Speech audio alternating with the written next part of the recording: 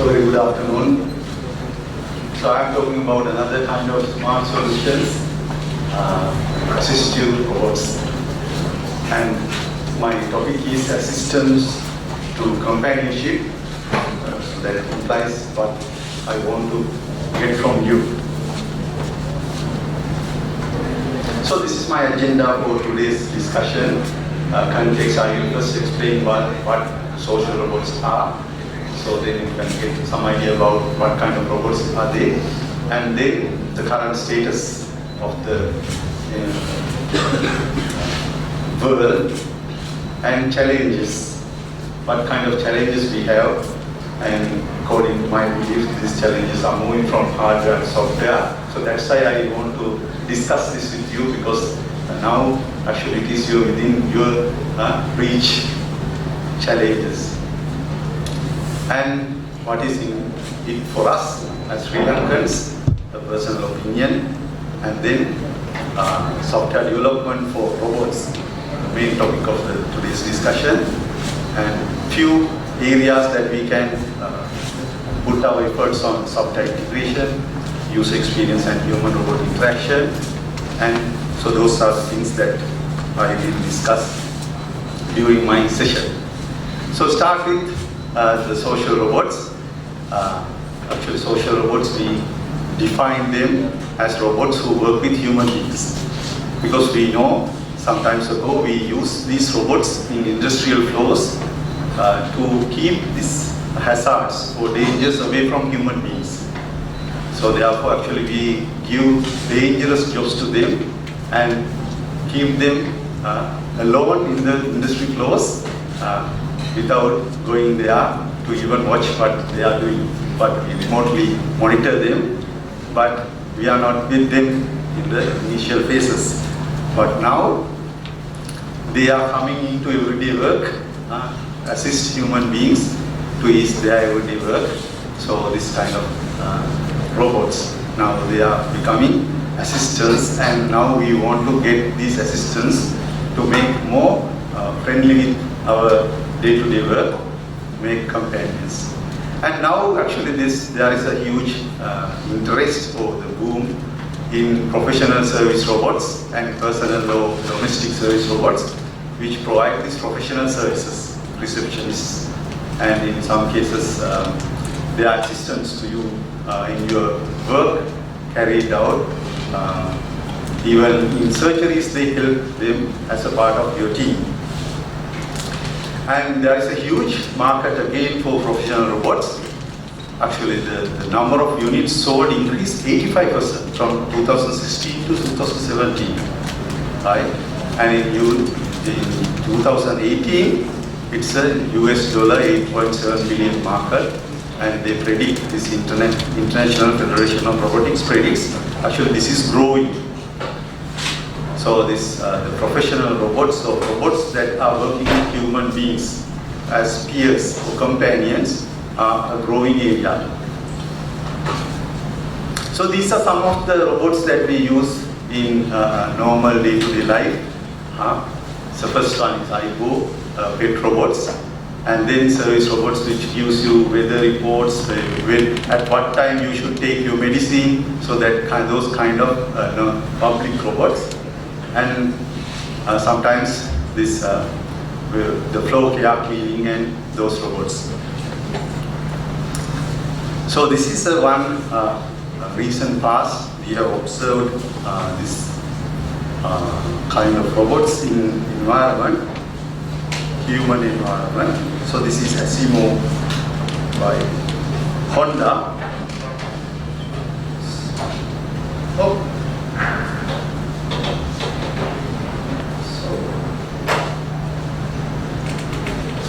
Touchpad is. Can I have some technical assistance? So this touchpad.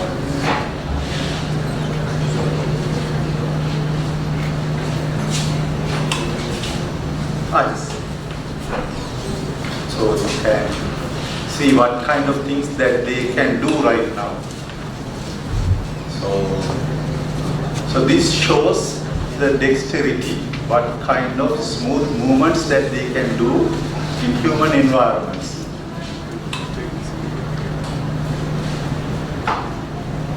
So these robots are not communicate with the human being, but you can look at their way, the walking and everything. That the things they can do is almost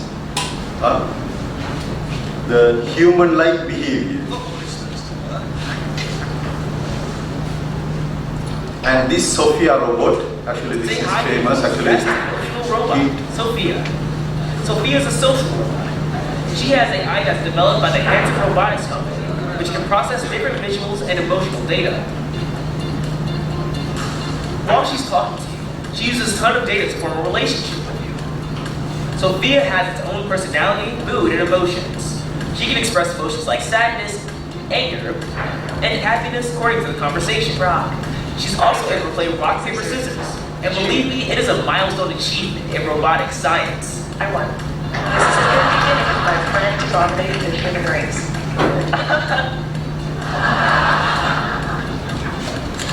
Sophia has given numerous interviews, and she's also sang in concerts. She's also appeared in various short films. Are you single? I'm technically just a little more than a year old. A bit young to worry about romance. What romance? Oh, give a smile! So the things actually you can see their facial expressions, their verbal communication is more or less like human beings. So they have come to that kind of development during the recent past. And this is another robot. So you can see the terrain that they are traveling. So we have seen the latest generation of robots. see this like uneven Boston terrain, they can Atlas, walk. and it's So this is actually a uncanny very difficult thing. With what we see in Earlier that they thought actually this will not be able to do, but somehow actually they have come that far. So my proposition we have is, seen the latest generation of and then the healthcare, actually healthcare is a very famous area where these social robots are heavily used. And earlier we thought actually these robots will be used because of growing elderly population, right? So we can see, so in this case actually the lady will be supported by, so she walks, she has to do a lot of walks regularly as a rehabilitation thing. So they use a robot to do that regularly. And we thought actually this comes in this elderly population, so because they are growing elderly population, but now actually they have found they are really good at using with kids. Actually the kids listen to these robots rather than to parents. So there is an opportunity in this area actually to you can develop playful items and things, actually communication with kids, actually communication interface, then they can easily work with, actually mingle with kids. So likewise actually the opportunities coming in future is not even limited to elderly population, and it's open for all generations. So then actually you can see the things that they can do basically. And among these things I want to highlight few things like facial recognition, facial tracking and recognition. So that's one area where you can do a lot of things using image processing. And then interaction with the user, so communication channel, language related thing. And then he can play, sing and actually do a lot of various interactions with the human beings. So those are the areas actually now actually these people are moving into, because the future is in this area, because they have, to certain extents, they have to somehow overcome the challenges they had in hardware domain. Now it is moving into the software domain, and these challenges in hardware domain have been achieved to certain acceptable level, and now these things are moving into software domain. So now actually there are a lot of in markets, this industrial level, so you can buy robots, the framework, hardware framework, and do a lot of software development kind of things to make them for different uses. So these challenges from hardware and software domain, and most research labs come up with robots in acceptable dexterity to mingle with humans, and they demonstrated ability to play the role of a supervisor in certain instances, an operator, a peer, a bystander, or even a mentor. Actually, now they are trying to use these robots as classroom teachers. So teach students. Hardware infrastructure is available for affordable price. So now you can buy this hardware platform and develop your own software for these systems.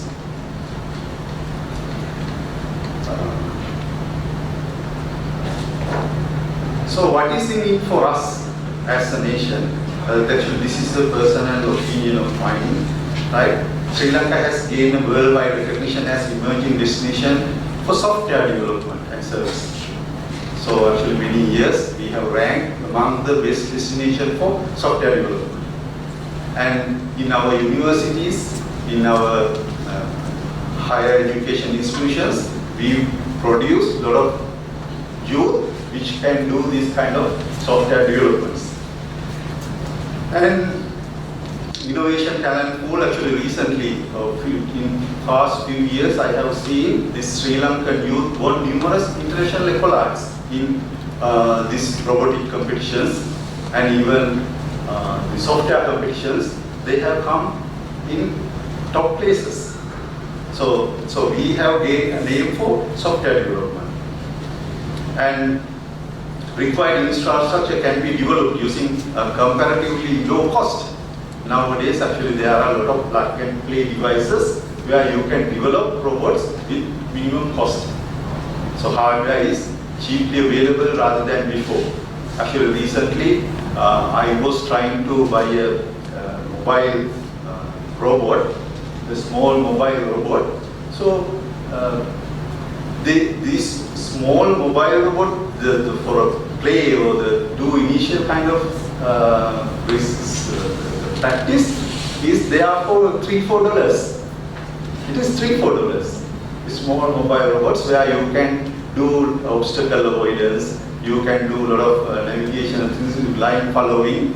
So the startup work, you can start to work with these robots with very minimum kind of cost.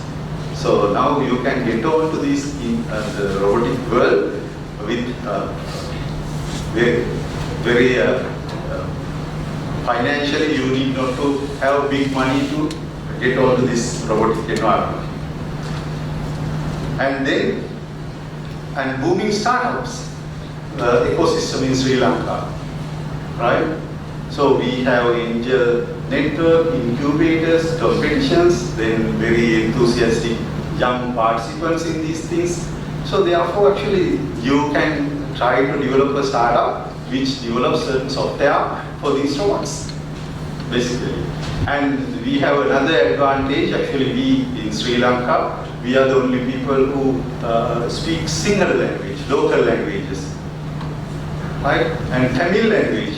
So Tamil, actually, there is a vast population over South India. So if you can work on these languages, so you can gain some, you can develop certain products to capture for these markets, because the people who are internationally working on the English and other languages, they are not very keen on developing these things for our countries. So you can start with our local language. So that's again one area that we can capitalize on. So likewise, actually, there are a lot of opportunities available now to develop software for these robots. So we can pick that, we can actually pitch on that area. And then actually with software development for robots, these are the areas that I want to highlight. Actually, when we think about this robotic development, this hardware and software are two different parts. The people who did this develop a lot of robots, they concentrate on hardware. So they somehow not concentrated on software. And therefore actually this interface and human-computer interaction and the interface to work with hardware is still, there is a lot of room for improvement. And then these applications, when you develop these applications, actually sometimes these applications don't have the best practices in software development that we use. Right? So we can apply those things. And matured software design patterns and architecture domain can be exploited to design great applications. And then secure software development, SDLC, can be used on security because security is a major concern. And most of these healthcare robots, so they capture information from patients. So patient informations are very critical and you have to securely keep those information. So therefore actually you can think of how security can be integrated to these solutions to prevent unauthorized access to those information. So those are the areas, the software development areas that we can think of these robots. And the application integration. There are different groups, actually they have developed different solutions, POST solutions, .NET solutions, so many things. And so to have different things, facial recognition is done by one application and communication is done by another application. The movement is done by another application. So this application integration is an area where you can work on, research on, and there are a lot of room for application integration for robots. So that's one area that you can work on. As an example, now there are a lot of dialogue management systems where you can capture dialogues and communicate. Right? Then actually I will touch that area again in natural language. It's a vast area where you can work on. So then actually we can create certain environment for those applications to communicate with each other, like enterprise service bus in service-oriented architecture. So you can create an enterprise service bus where all these different services communicate, services communicate with each other using a service bus. And again, actually, there are a lot of, now these robots are working with human beings. Then, actually, when you are working with human beings, you have to think about this ethics. Human values and ethics play a major role. Right? The courtesy and how you can, the way you engage with human beings. So you have to carefully think about these things. So you can develop these kind of ethics and human values modules, and those things can be integrated to these applications. So that's again an interesting area. And the other thing is actually human beings are, actually when we grow, we need our robots to grow with us.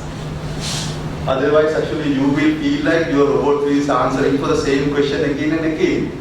So we would like to do that. Take our intention, and with time, their way of talking to us, the way actually, if you get a robot for the child when he is in age 3, and the robot's communication should grow with the child when he reaches 6, 7. So that kind of things, as he said, actually there are interoperability or the ontologies, where your concepts and other things, entities, you will develop and develop different kind of ontologies with time when you capture this information to yourself. So likewise, those things can be integrated too. So those are very novel research areas in this domain.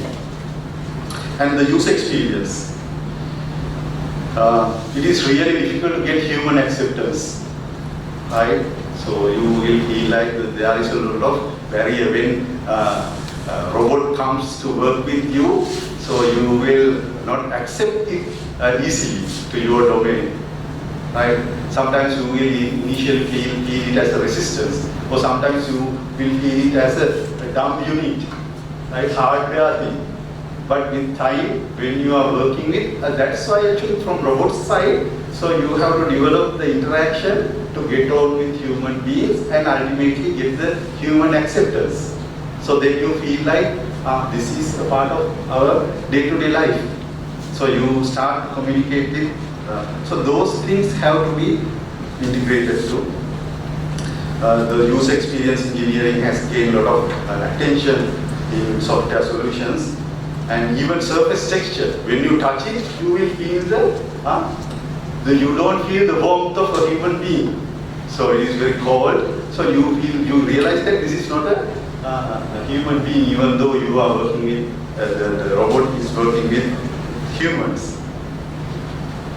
And human-robot interaction is a complex task, and there are verbal, non-verbal cues are there in communication. So you have to develop these systems to catch all these things, because we know actually in our evolution, this communication developed in a later stage than the expression, facial expressions and other body language.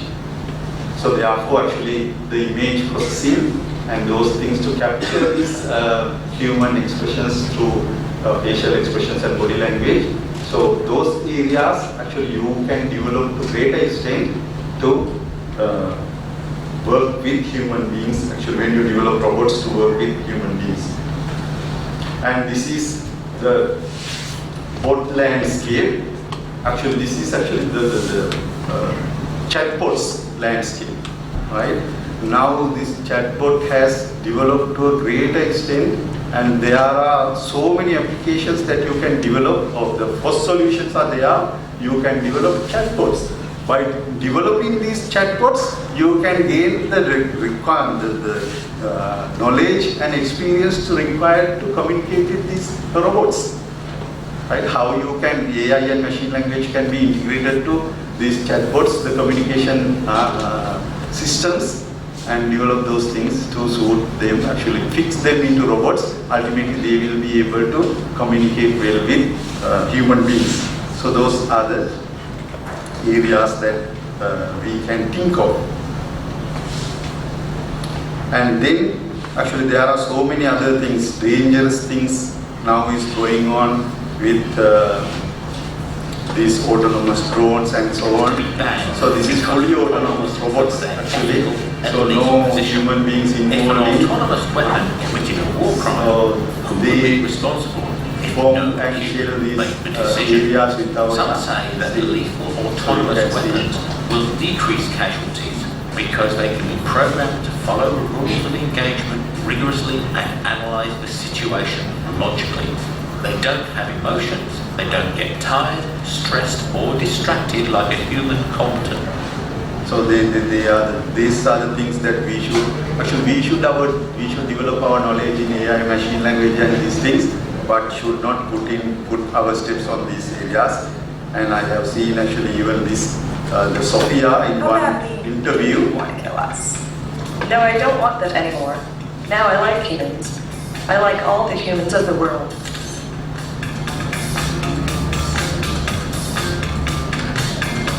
So initially in one dialogue, Sophia told, actually I want to kill.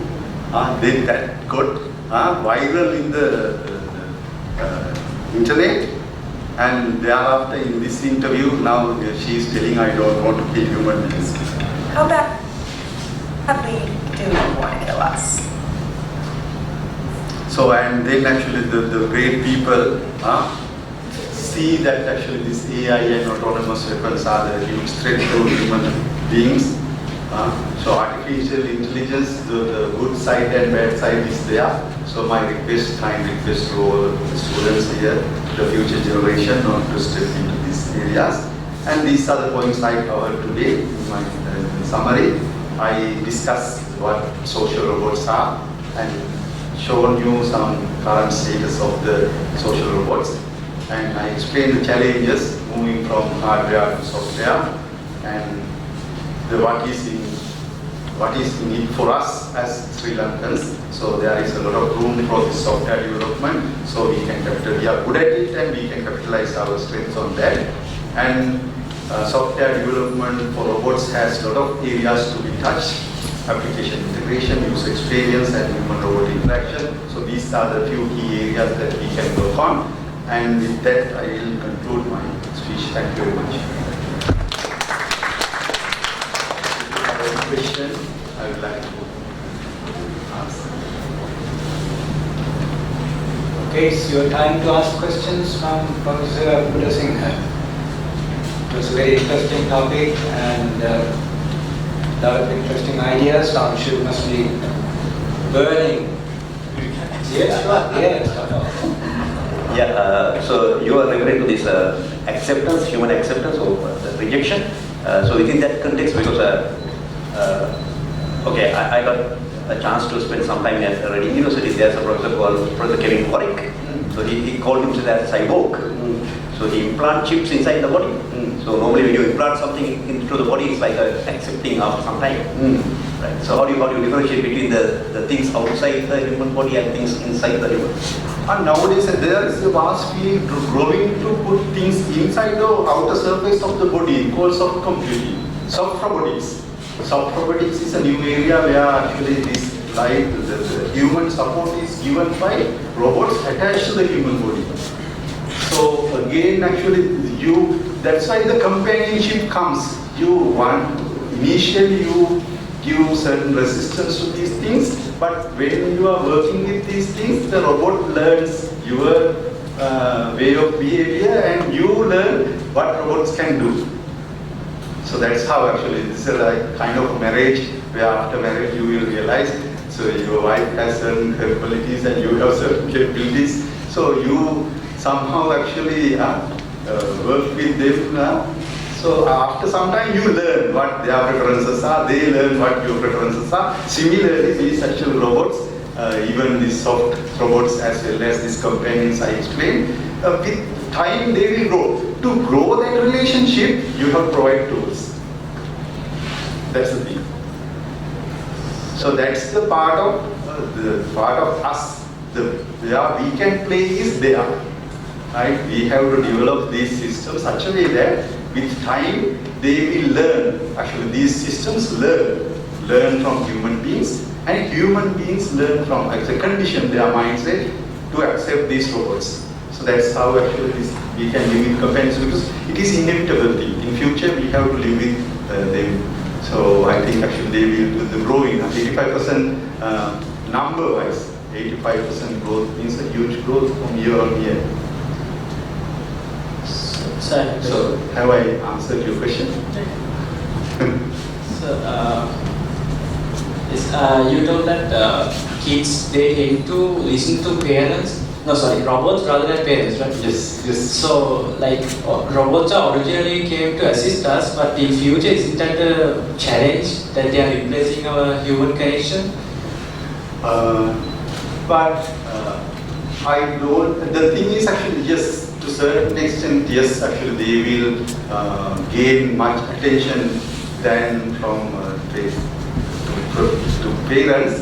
But with time, I think actually the robots are still not growing. That's why I told you, when you work with a robot when you are at age 5, when you reach 10, the robot, if you can develop a robot such a way that he also gain the communication ability and thinking ability as in the age 10, so we can't stop that condition.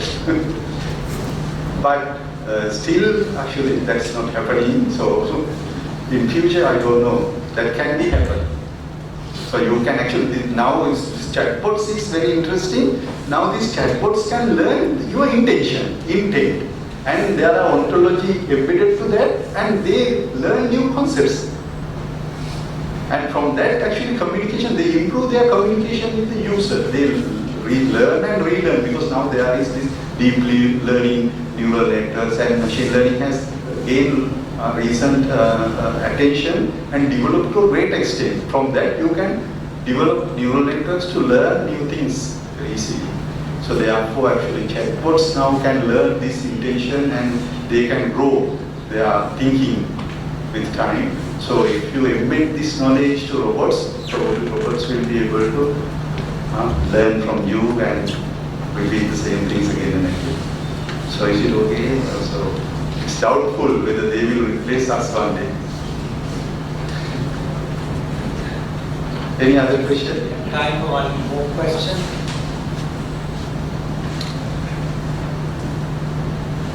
No, in that case, we'll bring the session to a close. I'd like to join with thanks.